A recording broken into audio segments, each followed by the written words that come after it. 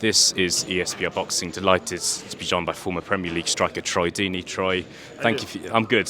How are you? I'm great, thank you. Thank you for having me. Yeah, really good to see you here in Leeds. Josh Taylor, Jack Catterall press conference. I've never interviewed a footballer before, to be honest with you. Troy's a bit different, but first question I wanted to ask. Obviously, we had kind of an intense face-off at the end there. Is there any comparison you can make with that? And when there's a big game and you're like looking at the opposition at the tunnel, any comparison that can be made there? Nah, not really. I think this is two completely different worlds. I think there's loads of comparisons to be made with the training regime, the commitment to getting to the top of your craft, but not necessarily in the head-to-head. You just try and win your battles on a pitch. But if I have a bad day as a striker, somebody else might have a great day, and they can carry you through it. With these boys, it's different. It was a bit quiet. It was a bit more subdued than I thought. And I was just talking to Sonny Edwards there, and Sonny was saying that potentially it's because they're making weight. So they're a little bit more drained. Energy is at its lowest. They'll make weight tonight and tomorrow, and then you probably see a bit more of a feisty ending to it. But I'm really looking forward to the fight Saturday. I think it's going to be sick. Yeah, no, it's great stuff. I've got one more comparison question for you, if that's all right, Troy. Just ask, man. It's all good.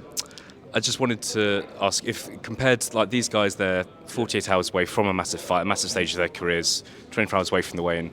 What would you have been like 24 hours before a big game? Are you relaxed? Are you nervous? Any kind of habits? Habits is trying to do everything as normal as possible. You are relaxed because you're relaxed in the mindset of knowing you've done enough work, so you know what the other person did. You know you've done the work, you've ticked all the boxes.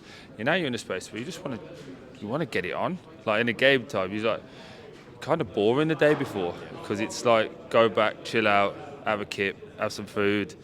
I don't know, have a wank, whatever you want to do, whatever it is for anyone, and just chill out, man. It's a simple life at it, and their reality now is to get their emotions in check, start playing through the scenarios in their brain, and that's another similarity with football. Yeah, of course. I'm not sure if you're giving predictions. Some people do, some people don't. Do you have your mind made up on what's going to happen?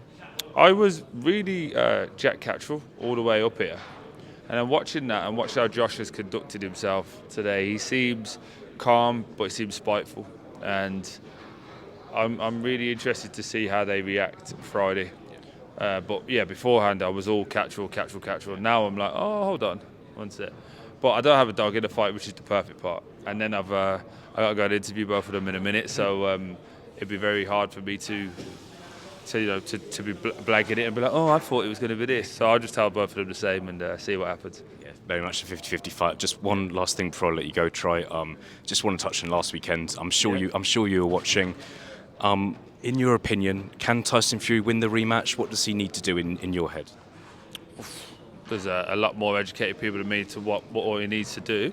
Can he win? Absolutely, he could win. I actually think AJ can win as well. Listen, we have to appreciate that we're seeing a genius at work, and we are fortunate enough to be in the presence of Usyk and watching him work, and then with AJ and with Tyson Fury, being able to see him down, even with Derek, to be fair. We've all got to see him up close and personal and see what that brought. I think it was a close fight. I think what people need to try and work out is how can this guy kick on again in rounds 9, 10, 11 and 12. Because if you remember the AJ fight, he got what it looked like he was gassing, and then he went bang, bang, bang. So when everybody else gets more tired, he gets stronger, faster, throws more punches. So is it a case of the way he trains? Is it a case of do you have to make him work more?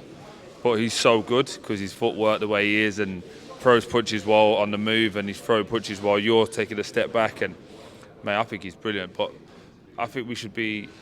I don't think it's right to be, hammering people anyway. To get in there, just to make weight is hard enough. To get in there and have a tear up.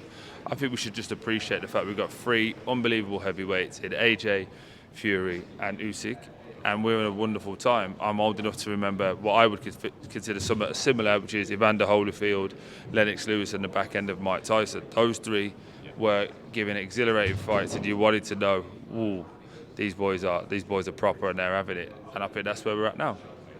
Troy Deeney, really appreciate your time. Hope the rest of the fight week goes well. No worries. All the best. Thank you. Enjoy, man. Thanks. Enjoy.